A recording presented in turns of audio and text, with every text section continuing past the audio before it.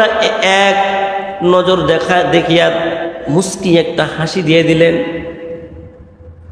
মুসা নবীকে দেখার পর ওই সফর সঙ্গীর মা মুস্কি একটা হাসি দিলেন আর মিট মিট মিট মিট করে কি যেন বললেন। মুসা আলাইহিস সালাতু ওয়াস সালাম এটা দেখিয়ে তিনি আবার ফেরত চলে আসলেন।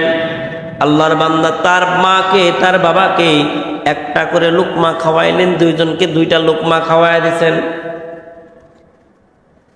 খাওয়ানোর পর পরেই ওই মা আর ওই বাবা দুনিয়া থেকে বিদায় হয়ে গেছে, মানে মৃত্যুবরণ করেছে। মুসা আলাইহিস সালাতু ওয়াস সালামের কাছে দৌড়িয়ে ওই সফর সঙ্গী চলে আসলেন।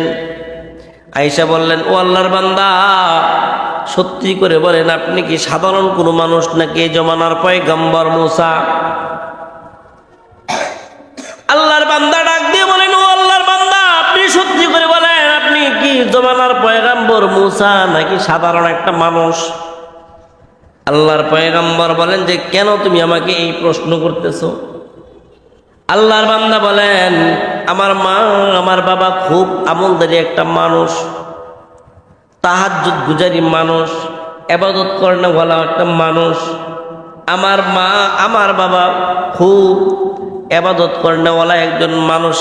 সব সময় মা বাবা দোয়া করতেন, আল্লাহ জমানার পয়গম্বর মুসা আলাইহিস সালাতু ওয়াস সালামকে না দেখে আমার মৃত্যু দিও না। জোরে বলবেন না সুবহানাল্লাহ। জমানার পয়গম্বর মুসা নবীকে না দেখাইয়া আমাকে মৃত্যু দিবা না।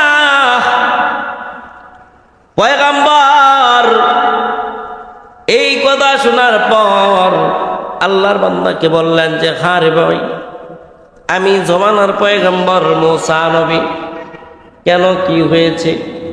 যে আমার মা বাবা সব সময় দোয়া করতেন, আল্লাহ আমাকে ওই পর্যন্ত মৃত্যু দিবা না যে পর্যন্ত না পয়গম্বরকে আমরা না দেখতে পারবো। এই জন্য আমি নিশ্চিত হয়ে গেলাম আমার মা আমার বাবার দোয়া আল্লাহ রাব্বুল আলামিন কবুল করেছেন। এই যুবক ভালো করে শুনে নাও, তুমি যখন খাবার নিয়ে তুমি যখন তোমার মা বাবার কাছে যাও, মা বাবার কাছে যাওয়ার সময় আমিও তোমার পিছনে পিছনে যাই। আমিও দেখলাম তোমার মা তোমার বাবা তোমার প্রতি এত সন্তুষ্ট। যখন তুমি লুকমা উঠায় খাওয়াও তখন তোমার মা তোমার বাবা একটা নজর আমার দিকে তাকাইলো আর মিট মিট মিট মিট করে কি জানি বললো, তো এটা তুমি জানো না।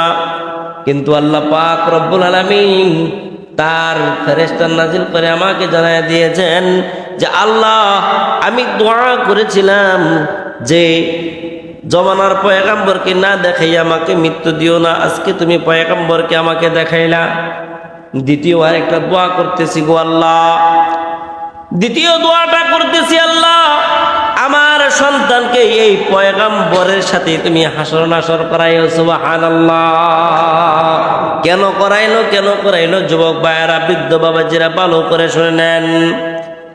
এই জন্যই করাইলো কারণ এই যুবক মানুষটা একটা সন্তান যখন তার মা বাবার খেদমত করে, মা বাবাকে ভালোবাসে, মা বাবার কাছে থাকে, তখন মা বাবা তার ওই হৃদয় নিংড়ানো সন্তানের জন্য এমনভাবে দোয়া করে আল্লাহ রব্বুল আলামিন বলেন যখন মা আর বাবা সন্তানের জন্য দোয়া করে তখন এই দোয়ার মধ্যে কোনো প্রকার পর্দা থাকে না, সরাসরি আল্লাহ তাআলার আরশে পৌঁছে যায়।